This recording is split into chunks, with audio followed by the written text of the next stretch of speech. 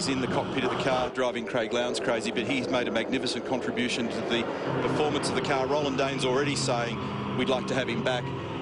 He's contributing not only to lap speed, but the way in which the car works and even some of the other backroom. Tim Edwards, the team principal from Ford Performance Racing, was telling me earlier today they were so surprised to have Frosty on the grid. That was actually never in their planning. They were trying to prepare a race car, and somehow it all clicked, and Frosty has front spot. Would you believe the last 5 years they have led off the grid into turn 1? They're hoping it'll be 6 straight today. We've talked a lot about the structure of this race being 6 pit stops. I've had a quick chat to a couple of guys. They're talking about 26 or 27 laps instead of 25. A couple of safety cars. We may see a 5-stop race. I'll tell you what, when we go back to the front of the grid, I think Mark Scaife is making his intentions very clear. He's got the Team Vodafone 888 car pretty much pointed towards turn 1. He's on the left-hand side of your screen. At the front row. Make sure your lights are on, please. Look at that. Just a little bit of an angle in that car, just to let Mark Winterbottom know that's where he wants to go. So Winterbottom is on pole. Scaife next to him. It's a classic Ford versus Hull battle. We're underway in the 2010 Supercheap Auto Bathurst 1000, and Winterbottom will take control into the first turn. And Mark quickly slotted into second. Mark Scaife, that is. Winterbottom was able to get a great jump and covered, so Scaife would be reasonably comfortable to slot in behind, but it's on here for third. And a great effort from Will Davison in car 22. He's putting big pressure on Lee Holdsworth. Up to turn 2 for the first time.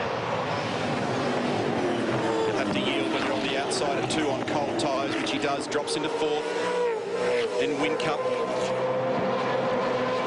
Little margin for Winterbottom.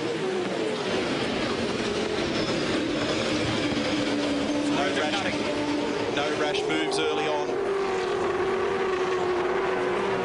So Winterbottom, Scaife, Holdsworth, Davison, Whincup.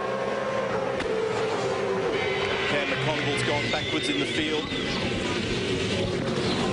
And Greg Murphy's gone forward from 9th to 6th. First time around the top of the mountain, the crowd lets them know.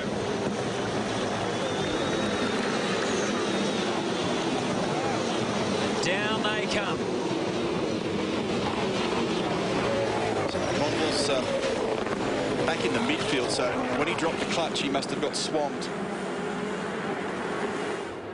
So it's about 4 or 5 car lengths, Winterbottom to Scaife on the run down Conrod on the first occasion. The little battle for third is resolved in favour of Lee Holdsworth for the time being. Good decision by Will Davison not to force the point on the outside at turn 2.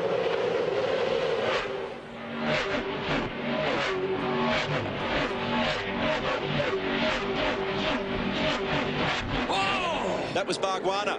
That was Bargwanna. Had a huge moment. It's rolled. That's a Bundy car. No, it's not. I'm sorry.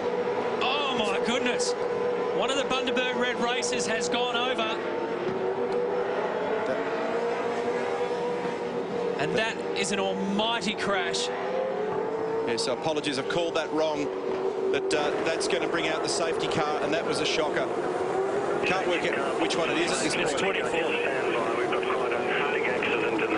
It's Fabian Coulthard. Driver is out. Just stand by, safety car. Safety car standing by. Well, it's very pleasing that he's been able to get out of that car and walk away. That was, I saw it flick sideways on the curb cam, on the cold tyres, and a safety car just moved out of car number 34 just slowly up to is also in the pit lane. So Caruso coming in, that'll be the biggest moment that Fabian's ever had in a race car. That was shocking.